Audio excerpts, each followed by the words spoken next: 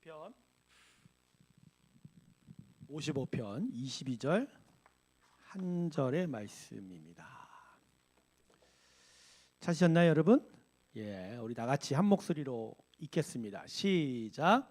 내 짐을 여호와께 맡기라. 그가 너를 붙드시고 의인의 요동함을 영원히 허락하지 아니하시리로다. 아멘. 제가 다시 한번 읽을까요? 내 짐을 여호와께 맡기라. 그가 너를 붙드시고 의인의 요동함을 영원히 허락하지 아니하시리로다. 자, 오늘이 올해 마지막 금요 예배죠. 다음 주면 새해 금요 예배로 넘어가게 됩니다. 그동안 금요 예배가 여러분의 갈증, 영혼의 갈급함을 풀어주는 영혼의 샘물 되었기를 바랍니다. 예, 여러분 계속하여 금요 예배에 오세요. 그래서 금요 예배를 통해서 더더욱 여러분의 심령이 하나님 앞에 은혜 받기를 주님의 이름으로 축원합니다. 예, 자, 오늘 말씀은 우리를 괴롭히는 수많은 문제들에 대한 하나님의 기본적인 해결 방법이 무엇인지를 가르쳐 주고 있습니다. 자, 그 해결 방법이 뭐냐? 자, 오늘 말씀이 첫 번째 부분에서 뭐라고 얘기하십니까? 내 짐을 모든 문제에 대한 하나님의 기본적인 해결 방법이 뭐라고요? 짐을 마라. 자, 그러면 무슨 이유로 우리의 짐을 당신에게 맡기라고 가르쳐 주실까요? 왜 짐을 맡기라고 합니까? 직접 해결해 주시려고? 오늘은 전혀 지금 머리가 안 돌아가시는지 왜 짐을 맡기려고 하실까요? 여러분 말씀이 계속 이어지잖아요. 내 짐을 여호와께 맡기라. 그러면 어떻게 하신다고요? 자, 그 다음 말씀 자막 보여주세요. 예, 다시 읽습니다. 시작. 내 짐을 여호와께 맡기라. 그 다음에 그가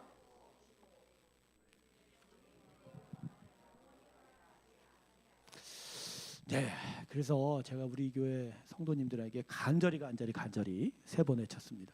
7번 할까? 간절히 부탁하는 것. 말씀은 읽어야 됩니다. 말씀 공부하셔야 돼요. 그냥 읽는 어떤 글자가 아니에요. 말씀을 읽고 그 말씀이 뭐라고 하는지 자세히 어떻게 된다? 들어. 여러분의 상대방들하고 대화를 할 때 그 말을 자세히 듣지 못하면 그 이야기에 소통이 됩니까, 안 됩니까? 안 되잖아요. 말을 들어도 오히려 오해하죠. 잘못 듣고 오해하고 착각해서 오히려 소통하지 아니함만 못할 경우가 더 많잖아요. 그죠? 하나님 말씀도 우리와의 대화입니다. 영적 대화죠. 그분이 우리에게 말씀하시는 거예요. 지존자이신 하나님께서, 창조자인 하나님께서, 지금의 주권자인 하나님께서 우리에게 당신의 마음을 알려주시는 거예요. 여러분, 하나님 안 알려주시면 우리가 어떻게 삽니까? 정말 깜깜무소식으로 아무런 도움도 못 받고 사는 겁니다. 말씀하시는 것 자체가 하나님의 은혜입니다. 말씀하시는 것 자체가 하나님의 긍휼이에요. 근데 그 은혜와 긍휼을 잘 안 들으면 우리가 제대로 소통하려고 하는 하나님의 마음을 제대로 깨닫지 못하고 오히려 잘못 살 수 있다는 거죠. 여러분, 그래서 내년에 더더욱 말씀의 묵상이 또 말씀에 대한 공부가 여러분 가운데 있기 소망합니다. 수요 예배가 부활이 됩니다. 네, 내년부터 수요 예배 할 거예요. 저녁 8시에 수요일 저녁 8시에 수요 예배합니다. 근데 수요 예배는 뭘 위해서 하느냐? 금요 예배처럼 말씀 읽고 기도하고 간절히 찬양하는 그런 시간이 아니라 말씀 공부하는 시간 가지려고 해요. 네, 말씀 공부. 근데 우리 교회 성도들은 공부죄에 공짜만 들어가면 도망가기 있습니다. 그래서 여러분의 학창 시절의 성적이 어떠한지는 대충 제가 짐작이 가요. 안 봐도 그다음에 뭐야? 안 봐도 왜 비디오 뻔하죠. 비디오구나. 안 봐도 비디오 뻔합니다. 왜 이렇게 공부를 싫어하세요? 왜 이렇게 공부를 싫어하냐? 말씀을 읽어서 말씀 안에 하나님 뜻이 뭔지를 알아야 그분을 알고 그죠? 그분의 뜻대로 살아갈 것 아닙니까? 그러니까 공부를 안 한다는 건 그분의 뜻이 뭔지 알려고 안 하는 거예요. 그럼 도대체 왜 성경 말씀을 앞에 두고 있냐는 거예요. 앞에 왜 두고 있냐? 집에 성경이 몇 권, 몇십 권이어도 그 말씀 하나 제대로 알지 못하면 그 책은 거기다 왜 쌓아놓는 거냐는 거죠. 그죠? 예. 전 그래요. 가끔 집에 성경책 다 갖다 버리려도 된다고 생각해요. 그거 왜 신주타처럼 모시고 있어요? 말씀 읽을 책 한 권만 제대로 갖고 있어요. 자, 오늘 왜 짐을 당신에게 맡기라? 그 이유가 하반절에 설명이 되잖아요. 그죠? 뭐라고 설명하니까 너를 붙드시고 너 의인의 요동함을 영원히 허락하지. 자, 그러니까 잘 봐요. 짐을 맡기라고 했는데 지금 하나님이 하시는 건 짐에 대한 이야기예요? 영혼에 대한 이야기예요? 잘 보세요. 하나님 우리에게 문제의 기본적인 해결 방식이 짐은 나한테 맡겨라. 그럼 그 짐을 가지고 뭘 하시겠다? 그게 아니고 짐을 가지고 어쩔 줄 몰라 하는 너의 마음을 나에게 맡기라는 거예요. 그러니까 하나님이 우리의 문제 가운데 개입하셔서 해결하시는 방향은 문제 자체의 해결이 아니에요. 어디에 대한 해결이에요? 맡기는 자의 심령에 대한, 너를 붙드시고 의인의 요동함을 영원히 허락하지, 이거예요. 그러니까 시인이 당하고 있는 문제와 시련이 하나님께서 관심 두시는 1차적인 부분이 아닌 거죠. 분명히 하나님은 시인을 붙들겠다고 했지 짐을 붙들겠다고 하지 않았죠. 오늘 여러분 짐 갖고 나와서 짐을 하나님께 맡기면서 이 짐 해결해 달라고 기도하지 않기를 주님의 눈 축원합니다. 근데 그러려고 나오신 분들 꽤 많습니다. 그러면 가령 절벽에 내가 이렇게 딱 서 있어요. 절벽에 막 서 있어요. 막 짐 붙들고 막 넘어지려고 그래요. 그때 하나님께서 나한테 어떻게 해결하세요? 어떻게 해결하세요? 예, 짐은 버리라고 하세요. 어디다가? 절벽 밑으로. 하나님 붙으시는 건 떨어지는 나의 뭐죠? 영혼인 거죠. 근데 여러분은 항상 하나님 앞에 나오면 뭘 가져와요? 그리고 그걸 어떻게 하라고 그래요? 이거 해결해 달라. 근데 하나님 분명히 말씀하셨어요. 내 짐을 여호와께 맡기라. 그럼 뭐 짐을 처리해 주겠다고요? 아니죠. 하나님께서 너를 붙드시고. 하나님께서 손대고 싶어 하는 건 짐이 아니라 우리의 뭐라고요? 영혼인 거죠. 자, 말씀 보니까 분명하게 풀리죠. 근데 왜 말씀을 안 읽는 거예요? 그러니까 내가 무슨 지금 문제가 있어갖고 막 심각해. 어찌할 줄 몰라. 근데 이 말씀을 딱 기억한 거야. 뭐라고? 내 짐을 여호와께 듣기에는 이 짐 해결해 주시나? 근데 뭐라 그러죠? 내가 너의 요동함을 허락치? 그러면 방향이 딱 나왔죠. 답이. 하나님이 지금 내 손에 쥔 짐을 어떻게 하라고요? 버리라고. 대신 하나님은 나의 뭘 붙잡겠다고? 자, 그럼 여기서 또 한 가지 적용점이 나와요. 뭐죠? 짐을 붙들고 계속 지고 있는 우리는 어떻게 하실 거예요? 하나님께서 안 하시죠. 보호는 하시는데 계속 하나님께서 어떻게 건드세요? 뭐하게 건드세요? 짐? 그러니까 성경이 우리에게 계속 말하고 있잖아요. 삶의 구체적인 부분까지도 사실 구체적인 일까지도 얘기하고 있는 거예요. 문제가 발생했어. 어려움이 닥쳐와. 어느 순간 어려움과 문제 없을 리는 없죠. 그 가운데 하나님께서 우리에게 역사하시는 부분이 뭐예요? 짐을 내려놓으라는 거예요. 내려놓으라는 거예요. 대신 나를 붙들어 주시겠다는 거예요. 여러분, 왜 하나님께서 이렇게 하시죠? 왜 하나님께서 이렇게 하시냐고. 왜 문제는 상관 안 하시고 왜 우리 영혼을 붙잡으시냐? 왜 우리 영혼에 먼저 손을 대시냔 말이에요. 이유가 뭐죠? 모든 죄악과 타락 그리고 모든 문제와 악의 가장 근본적인 출발점이 어디예요? 어디서부터 시작됐냐고. 모든 죄악들, 타락들, 모든 문제와 여러 현상들의 가장 근원적인 출발점이 어디예요? 마음이잖아요. 그러니까 여기서부터 해결이 돼야 다 해결되잖아요. 도박하는 사람들 손가락 여러 번 자릅니다. 엄지손가락 자르고 나중에 또 자를 게 없어 못 잘라요? 검지손가락 자르. 그러니까 어떤 도박하는 사람들 내가 진짜 봤어요. 유튜브에. 손가락 4개 없는 사람도 있어요. 근데 처음 손가락 자를 때 얼마나 아플까요? 아플까요? 근데 또 해요. 도박하던 놈은 계속 도박해요. 그러니까 그 사람은 지금 손에 문제가 있어요? 어디에 문제가 있어요? 그러니까 그러면 그 사람 도박 안 하게 하려면 어디에 역사해야 돼요? 그죠? 그러니까 지금 모든 문제의 어려운 일들이 우리에게 닥쳤어요. 그거 해결하려면 어디에 하나님께서 먼저 역사해야 돼요? 그럴 거야. 이 문제 나 때문에 이루어진 게 아닌데? 아니, 나 때문에 이루어지지 않아도 모든 인류의 문제가 지금 어디서부터 시작됐어요? 그렇죠. 아담의 타락부터 시작됐죠. 그러니까 예수님이 이 땅에 오셔야 될 이유가 분명한 거예요. 예수님이 이 땅에 오셨는데 왜 어디에 오셨냐고요? 어디에 오셨어요? 십자가에 오신 거죠. 왜 오셨어요? 십자가에. 죄의 제물대로 오신 거 아니에요. 근데 왜 죄의 제물대로 오셨냐고요. 왜 죄의 제물이 되셔야 돼요. 죄의 제물이 되어야 죄 문제, 근원적인 문제가 해결이 되잖아요. 그래야 인간의 심령에 뭐가 들어와요? 진짜 하나님이 기뻐하시는 자에게 뭐라고요? 평화라고. 평화가 들어오는 거죠. 사람이 그렇더라고요, 여러분. 아무리 자신의 삶의 문제 여러 가지 것들을 고쳐낸다 하더라도 결국 마음이 안 고쳐지면 참된 평화가 없어요. 없단 말이에요. 여러분, 하나님께서는 절대 기적에 매달리게 하지 않습니다. 그거 갖고는 해결이 안 돼요. 예수님은 해결자세요. 모든 인류의 문제의 종결자란 말이에요. 그분이 종결자고 해결자가 안 되면 십자가에 오실 필요조차 없어요. 그런 의미조차 없는 거예요. 그런데 우리는 계속하여 어디 집중해요? 문제에 집중하는 거예요. 그거 해결됐으면 좋겠다는 거예요. 근데 그거 해결된다고 내 영혼의 문제, 내 인생의 문제가 해결이 돼요? 돼요, 안 돼요? 안 돼요. 안 되는 이유는, 안 되는 현상, 분명한 증거가 뭐예요? 우리가 죽는다는 거예요. 여러분, 이 땅에 진짜 거룩함이 나타나면 우리 죽지 않습니다. 분명히 말씀드립니다. 안 죽어요, 우리. 아담이 처음에 지어졌을 때 영원히 살 거라는 가능성은 있었어요. 그런데 그 아담이 계속해서 하나님의 거룩한 뜻을 이루어갔으면 에덴 동산에 세워진 선악과 말고 또 무슨 나무가 있었어요? 그거 먹었을까요, 안 먹었을까요? 분명히 먹었어요. 그거 먹게 하시죠. 그럼 영원히 살죠. 이 땅에 죄가 없으면 죽음도 없어요. 우리가 여전히 죽고 있는 건 뭐예요? 뭐 때문에요? 안 돼요. 그러니까 죄 때문에 죽음이 사라질 수 없어요. 죄 때문에 고난이 사라질 수 없어요. 근데 하나님이 지금 뭘 택하셨어요?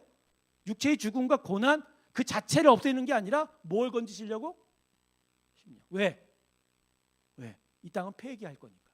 너무 썩어버려서. 그래서 우리의 심령을 건지시기 위해서 예수가 오셨고, 그러기 때문에 다시 예수님이 오시는 거예요. 심령을 완전케 하시려고. 할렐루야. 그러니까 우리가 지금 문제 해결을 위해서, 이 땅의 문제를 해결하기 위해서 거기에만 집중하는 건 올바른 방식이 아니에요. 성경이 우리에게 가르치는 방식은 그게 아니에요.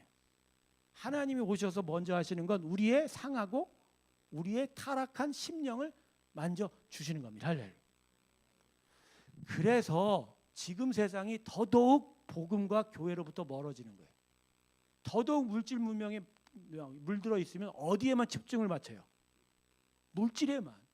지금의 당장의 문제 해결에만 집중을 하니까 교회가 이야기하는 거는 이상한 얘기하는 것 같고, 동떨어진 얘기한 것 같고, 마치 현실이 아닌 얘기 같고, 지들만의 이야기 같거든. 그런데도 불구하고 예수 그리스도는 오늘도 우리에게 말씀하세요. 우리의 문제는 이 물질에 있지 않고 어디에 있다고요? 이거부터 치료해야 된다고 얘기하는 거죠. 복음은 맞습니다. 복음은 진리예요. 우리의 심령이 타락하여 이 고난과 고통이 우리 가운데 있는 거예요. 이걸 해결해야 돼요. 이것 때문에 예수님이 우리에게 오셨다는 거예요.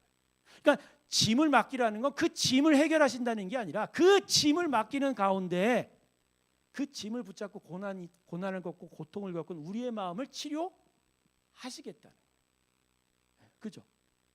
수고하고 무거운 짐진 자들아 나에게로 뭐라고요? 그럼 어떻게 하라고 했어요? 그 다음에 쉬게 하리라. 근데 이 사람들은 그걸 듣고 뭐라고 생각해요? 문제 해결해 줄 줄 알고. 나는 무슨 전단지에 문제 해결, 소원 성취, 그래서 무슨 점집 얘기하는 줄 알았어. 근데 마지막 뭐라고요? 교회 오면 모든 문제 해결됩니다. 이런 가짜 전단지가 어디 있어요? 근데 분명히 말씀합니다. 교회 와도 모든 문제 해결 안 됩니다. 안 돼요. 교회만 오면 해결이 안 돼요. 안 돼요. 근데 뭔 해결할 수 있어요? 심령은 해결할 수 있어요. 근데 전 거기에 대해 덧붙이면 그게 전부입니다. 그게 전부인데 지금 그러니까 마음이 좀 불편하신 분이 계시는 것 같아요. 지금. 나 마음으로 느껴. 목사님 그것까지 꼭 얘기하셔야 되겠습니까? 안 돼요. 맞아요. 교회는 모든 문제를 해결하는 기관이 아니에요. 물론 심령이 해결되면 모든 문제까지 해결해 가겠죠. 그건 나중에 점진적인 역사의 변화고. 그러나 복음이 우리에게 해결하고자 하는 건 뭐죠? 멸망치 않고 영생을 얻게 하려 하십니다. 할렐루야. 할렐루야. 여러분 하나님 앞에 짐을 맡긴 때 여러분은 어떻게 해결하세요? 이 짐 맡아주고 대신 이거 해결해 주실 줄 알고? 안 그렇다니까요. 하나님이 우리에게 원하는 건 짐이 아니죠. 사실은 마음이죠. 그러니까 교회에 와서 기도할 때, 예배할 때, 그죠? 그래도 하나님 앞에 간구할 때 우리가 항상 우리의 기도를 하지 않습니까? 그 기도할 때 내용이 대부분 뭐예요? 마음을 맡겨요, 문제를 맡겨요. 아니 마음을 맡겨요, 문제를 맡겨요. 솔직히 얘기해봐. 에? 다들 어쩌고 저쩌고 하시네. 내가 볼 땐 마음을 안 맡기고 뭘 맡겨요? 문제만 맡겨요. 마음을 왜 못 맡겨요? 마음은 왜 못 맡겨요? 마음을 왜 못 맡길까요? 못 믿으니까. 그리고 사실 못 믿기 전에 내 마음은 내 뜻대로 하고 싶은 거지. 그러니까 못 맡기는 거예요. 바로 그 내 뜻대로 하는 것이 계속되는 짐을 만들어내잖아요. 계속되는 짐을 만들어요. 그럼 이 내 뜻대로 하고자 하는 거, 내 맘대로, 내 옳은 대로 하고자 하는 것들이 안 깨지고 이게 다스림을 못 받으면 한 번은 문제를 뭐 해결해 준다고 해도 그 다음 계속되는 문제가 반복이 돼야 안 보이는 거예요. 반복이 되는 거죠. 그래서 오늘 말씀은 우리에게 우리의 인생의 문제에 대한 총체적인 방향을 가르쳐 주는 거예요. 하나님께서 우리의 뭘 붙들기 원하세요? 심령. 우리의 마음을 다스리기 원하시고. 그래서 우리의 심령이 치료함 받는 게 그게 구원이라고 가르쳐 주십니다. 그래서 예수 그리스도의 구원을 착각하시면 안 돼요. 예수 그리스도의 구원은 나의 통장의 구원, 나의 건강의 구원, 내 인생의 문제 구원이 아니에요. 엄밀히 말하면 예수 그리스도의 구원은 내 심령의 구원이에요. 타락한 심령을 거룩하게 변화시키고 상한 나의 마음을 온전한 형태로 회복시키시며 악하고 죄 가운데 빠져 있는 내 영혼을 선하게 구원하신 할렐루야. 근데 뭐 하나님 그럼 뭐예요? 아니죠. 바로 그 영혼이야말로 천상에 거하는 영혼입니다. 할렐루야. 그게 최종적인 우리의 결론 아닌가요? 이 세상에 대한 하나님의 최종적인 솔루션이 결국 뭐예요? 새 하늘과 새 땅이잖아요. 이곳이 영원합니까? 이 세상이 영원합니까? 아니죠. 나중엔 분자 단위로 다 풀어져요. 온데간데 없어져 버려요. 다 허사예요. 허무예요. 나띵이에요. 아무것도 없어요. 근데 우리 영혼만은 하나님의 곁에 저 하나님께서 이루실 새 하늘과 새 땅 가운데 들어갑니다. 할렐루야. 여러분 그게 구원이에요. 그게 구원인 거예요. 여러분 이 구원이 우리에게 약속된 거예요. 이 구원이 예수 그리스도를 말미암아 우리에게 주어진 거예요. 이게 약속인 거죠. 이게 소망인 거죠. 바로 이 소망을 가지고 장차 그 나라에 임할 나의 영혼의 새로움. 여러분 그게 내년의 표예요. 그래서 내년의 표가 뭐죠? 뭐라고요?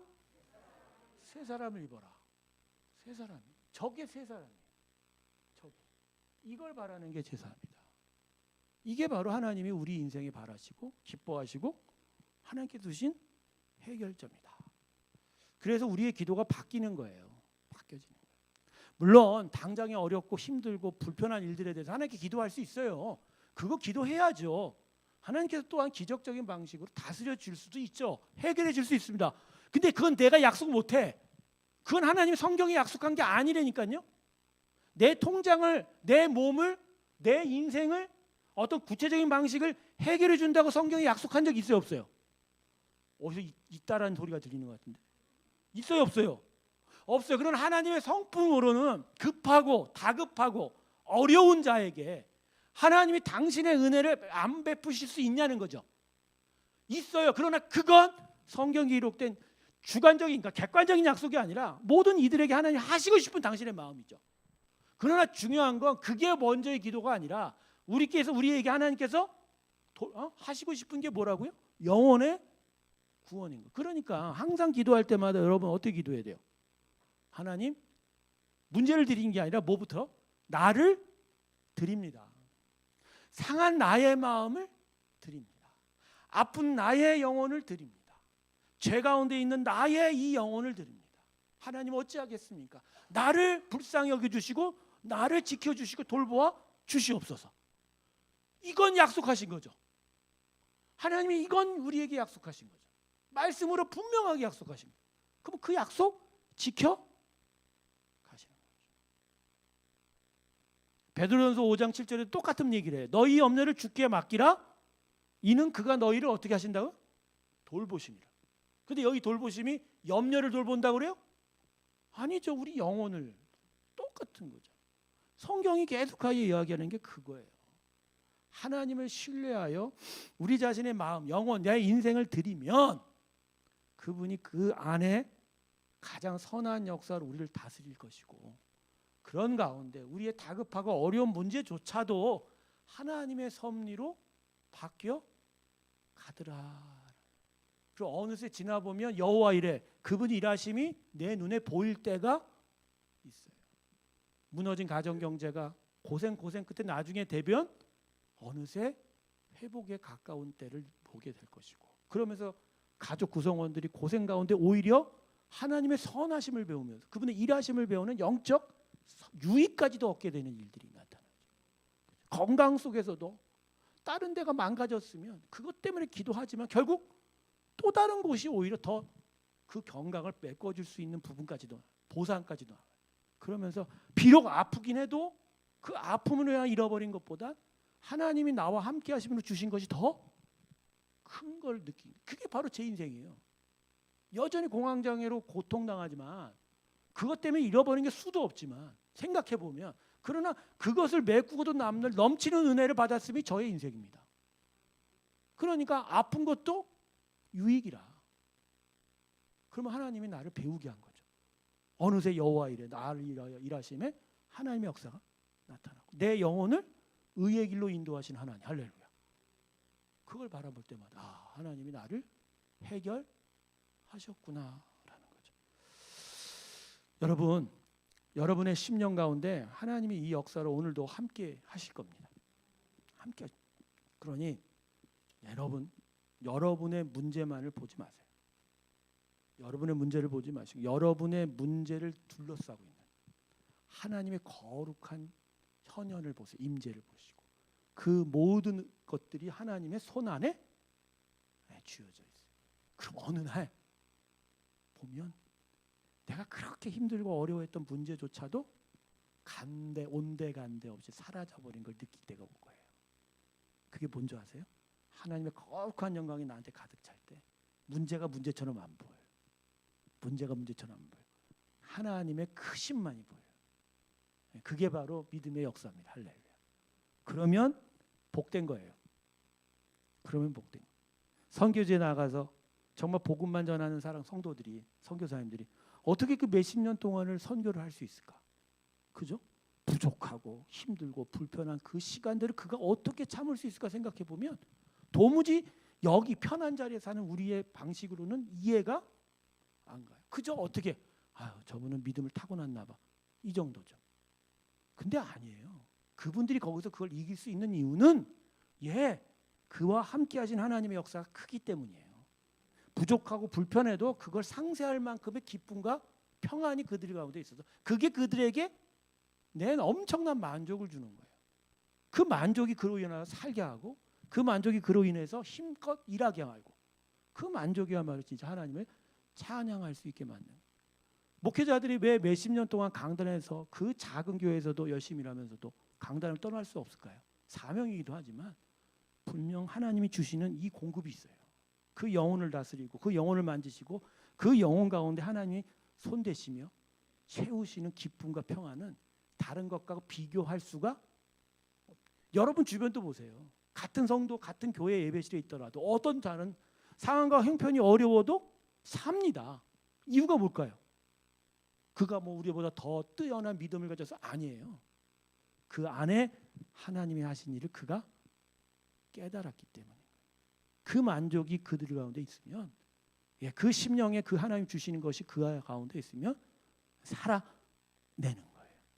그래서 인생은요 결코 가진 거의 차이로 살지 않아요. 만족을 느끼지 않아요. 인생은 입은 거의 차이로 더 편안함을 느끼는 거 아니에요. 예, 결국 인생은 이 안에 무엇이 가득 차 있는지, 무엇으로 살아가는지가, 하나님의 만지심, 하나님의 돌보심으로 살아가는지 그 차이예요. 저는 그렇게 생각합니다. 이걸 믿는 자가 믿음이에요. 이걸 바라는 게 바로 우리의 믿음의 바람인 줄로 믿습니다. 다시 한번 여러분 하나님의 말씀을 기억하십시오. 너의 짐을 여호와께 맡기라. 그가 너를 붙드시고 붙드시고 뭐라고 하시죠? 의인의 요동함을 영원히 흔들리지 않도록 붙들어 주실 줄 믿습니다. 오늘 이것이 올해 마지막 금요 예배에 하나님 주시는 말씀입니다. 이 말씀 내년을 향한 하나님의 약속이기도 합니다. 내가 너희를 붙들리라. 너희의 요동함을 허락지 아니할 것이. 너의 인생에 혹시 문제가 찾아올지라도 그것을 내려놓고 너의 영혼을 나에게 맡기라. 이 귀한 약속을 오늘 여러분에게 주신 거예요. 할렐루야. 오늘 이 말씀을 마음에 기억하시면서 우리 하나님께 기도하며 나아갔으면 좋겠습니다. 우리 다 같이 기도합시다. 그동안 문제에만 집착하고